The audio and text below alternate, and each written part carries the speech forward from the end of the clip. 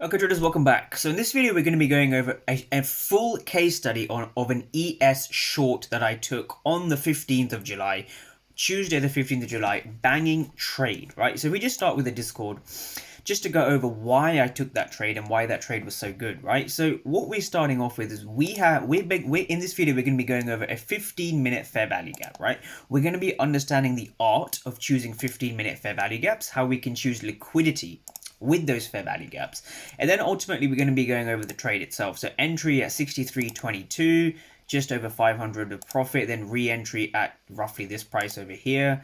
This was the trade itself, right? So we're going to be going over this $500 profit on Tuesday the 15th of July.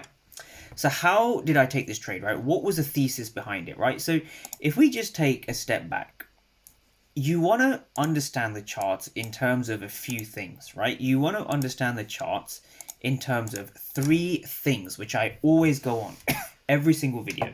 You need to know where to trade from, what to look for, and why you are looking for it. So these three things are absolutely essential to taking any position, right? So we're going to start with the where. So where did I take this trade from, right? So this is an important thing to understand. So we have a 15-minute fair value gap resting over here. So this is price leaving the 15-minute fair value gap, right? So this here, which I'm going to label in gray, this is the POI. Now, what makes a POI? So a POI is one of the most important things in your trading. So a POI stands for point of interest. And so a point of interest is very important because we want to understand where to trade from. This is our point of interest. So what makes a point of interest again is very important, right? So notice how we've taken out the Asian high. So price has taken out the Asian high. You want to look at this as a manipulation. When price takes out the Asian high, this is a manipulation of price. Price is enticing buyers by heading higher, and we know that when price sweeps the Asian range high. Another quick tip is when you see such a volatile Asian range like this, when price takes out the Asian high, and then we see a stalling price, right? Price refuses to go higher.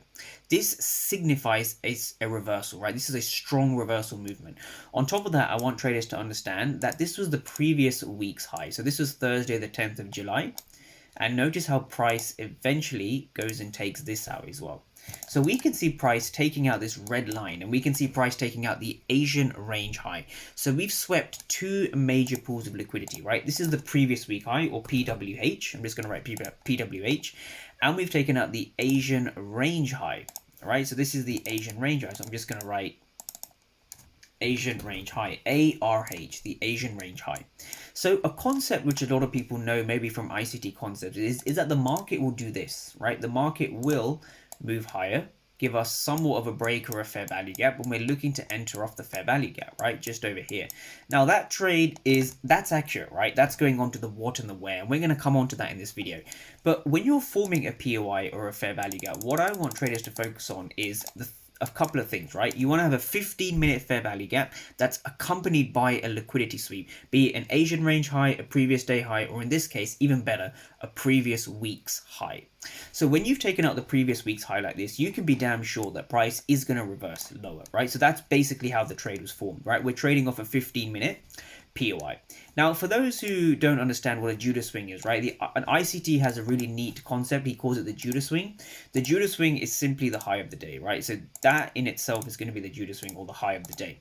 So the high of the day will occur once again after a liquidity sweep, right? So we want to see a Judah swing accompanied with our POI. So that is important, right? That is the where. Another thing I want to focus on when it comes to the where is the power of three. And so the power of three, we know, right? We know this is the daily opening price.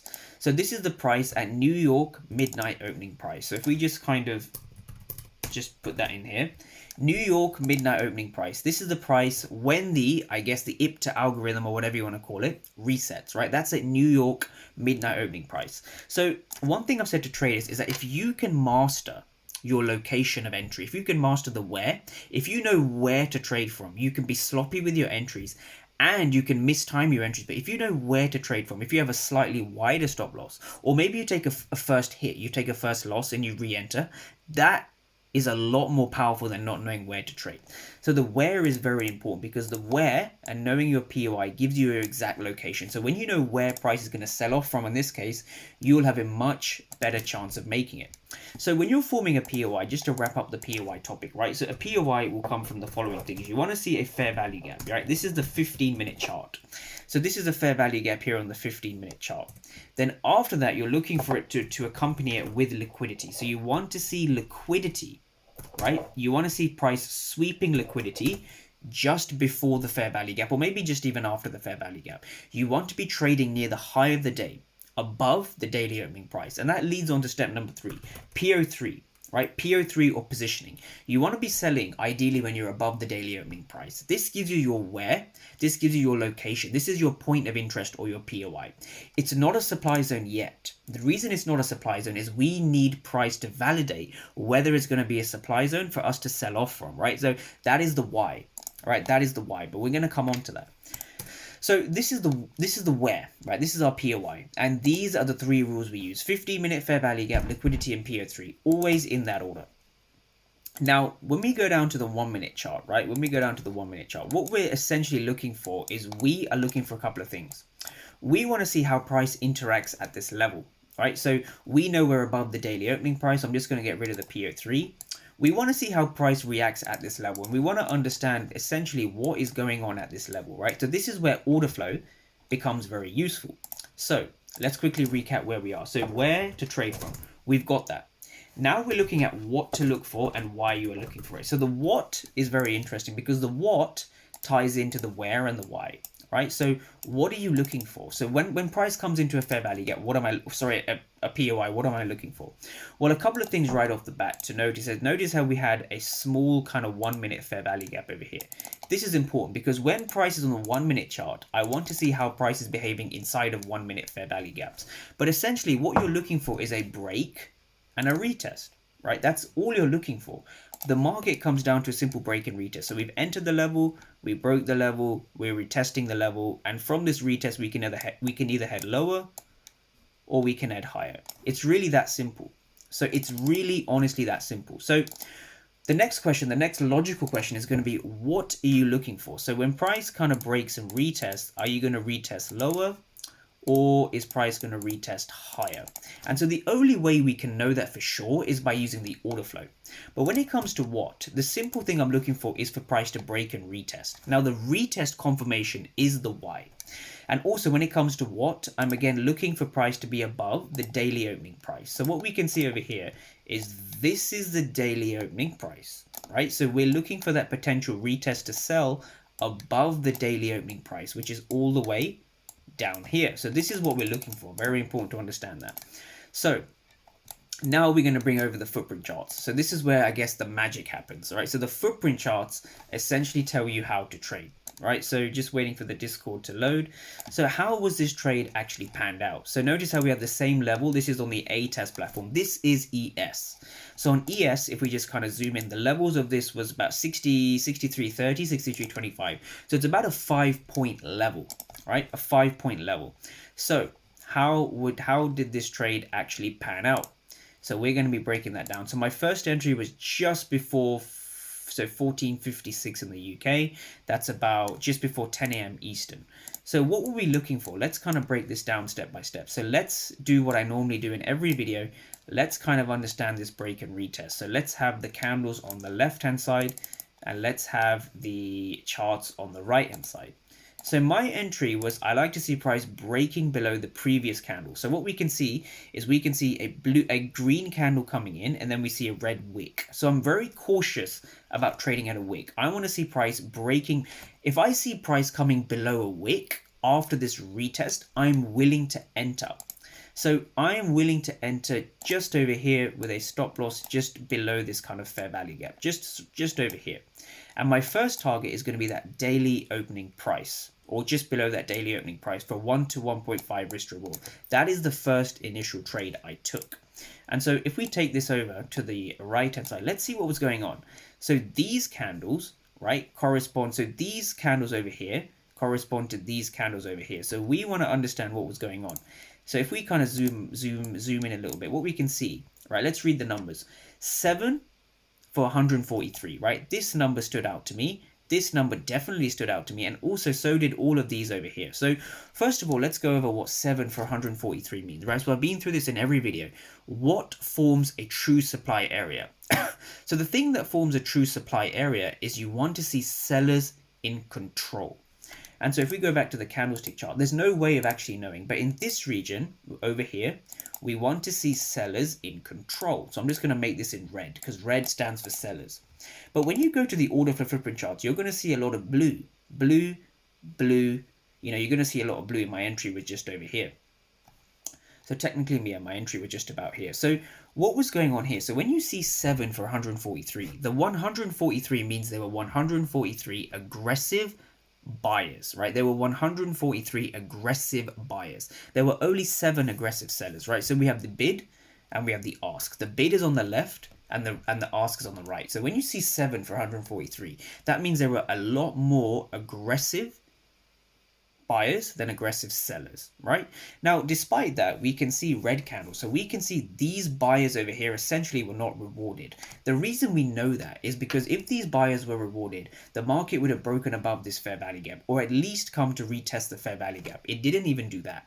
So we're studying the retest. So we see price breaking, and now we're studying the retest. And so the retest above the daily opening price, essentially reading the retest, reading the order flow, tells us that we're at a supply area. It's not any pattern, it's not any indicator, it's not any fair value gap, it's not any moon cycle, it's not any psychological number, it's nothing like that.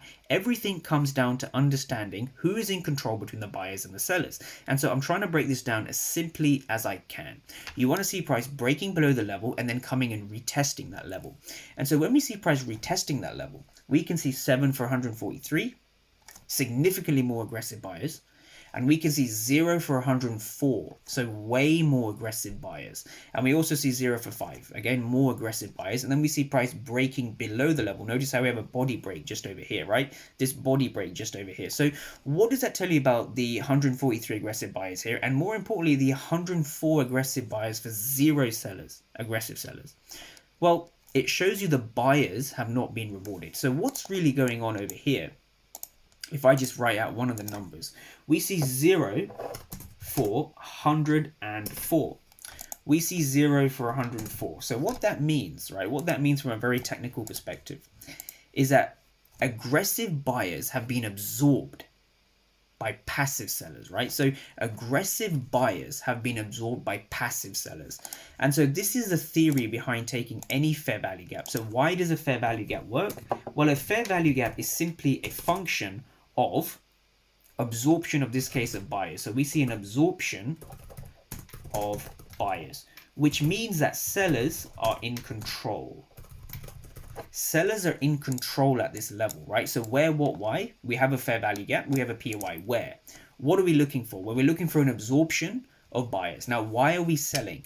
The reason we're selling is because we actually get the absorption of buyers, so passive sellers are in control. And that is the only reason the market moves down. That is the only reason. And so when we see aggressive buyers failing, sellers in control, this was essentially your first position just over here, right? So that was my first position over here for about a 1 to 1.5 risk reward.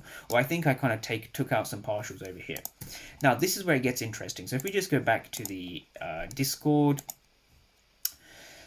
Sorry, let me just get this up. So my next trade was essentially this over here. So I added some sizing over here. So this is what's important to understand. So if we just kind of dive into this, what you can see over here, again, 13 contracts on MES. And what we can see is we can see the same thing. So 0 for 120, 56 for 149, 297 for 552. So this is what makes it, this is interesting as well. So we're going to be breaking this down in terms of a second PO3. So if we go to PO3, this is PO3 power of 3 by 2 degrees. And so this is power of 3 by 2 degrees. If we go now to the 4-hour PO3, this is the opening price at 10 a.m. Eastern. This is the 10 a.m. EST candle, right? The candle opening at 10 a.m. Eastern. So if we continue to drive price higher, what we can see now is we are entering this area. Ooh, a little bit too far. So we are entering this area. So we've entered this same area and we've had a melt off. All right, so we've had a melt off, and you want to understand what was going on just over here. So this is the same thing. So if we kind of bring this over here, again, what makes this a solid setup, right? If you just take a look at this 1 minute, sorry, if you take a look at this 1 minute fair value gap, so we had a 1 minute fair value gap resting over here. Let me label that in blue.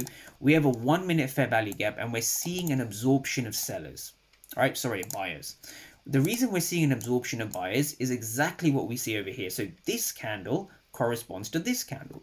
So when you see price entering a fair value gap, again, this is that retest, that second retest. Why does the market move lower? Well, all you need to do is focus on here. So you could have taken an entry over here after seeing this. So my second entry or my size up entry was around about here. Stop loss just above here. And this time you want to be targeting the next low, just over here for a 1 to 2 risk reward, right? So why was this trade essentially valid, right? What made, sorry, let me get rid of that. What made this second trade valid? Well, the answer's in the footprint charts. So this initial sell-off at the 15-minute fair value gap came from understanding what was going on over here. So if we continue to play price on, what we ended up seeing was a very, very large sell-off, right? So we actually saw price selling off, going all the way to the Asian range low. So if we just go to the 5-minute chart, we can see the markets going down all the way to this Asian range low, right? So this is another thing you want to focus on, right? You want to focus on daily cycles. So if price takes out the Asian range high, you then want to be targeting the Asian range low. So that's a really good place to kind of, you know, stop out at, right? You want to be exiting your trades at the Asian range low. But going back to the initial kind of setups I took, right? So you want to be understanding what was going on here, and you want to understand what's going on over here. So if we just break down this second trade one more time, right? How can you catch these high risk rewards with precision of entry? The way you catch precision of entry is by using my favorite tool over here, right? So this trade itself ran down to just over $500 for the day. And the reason why I was able to enter just below the level is because I saw a valid retest. I saw a valid retest because a valid retest will come from two things. An absorption of buyers in this case. So we're seeing buyers fail, buyers fail. We're seeing buyers fail over here. But more importantly, we see a finished auction. So we see 0 for 120, right? That 0 represents the fact that there's no aggressive sellers, right? So the auction has been wiped out. Remember, the markets are an auction between aggressive sellers and aggressive buyers. And so when we see the auction finishing with a 0, that shows us once again that the market is willing to reverse in a particular direction. Again, how do we predict that direction? Well, we look at an absorption of buyers, and we also know we're above the 10 a.m. Eastern in this case, right? So we're above the 10 a.m. Eastern, we're above the daily opening price. So again, how do you trade? How do you find an A+ setup? Well, you're looking for a fair value gap to trade from. You want to have a PO3 alignment, and then of course you want to validate everything with the order flow. So the order flow is probably that missing thing in your trading. So if you can understand order flow, you will have a better time trading fair value gaps and other ICT concepts such as the power of 3. And so if you like this video, give it a like and thumbs up, and I look forward to seeing all of you in the next one.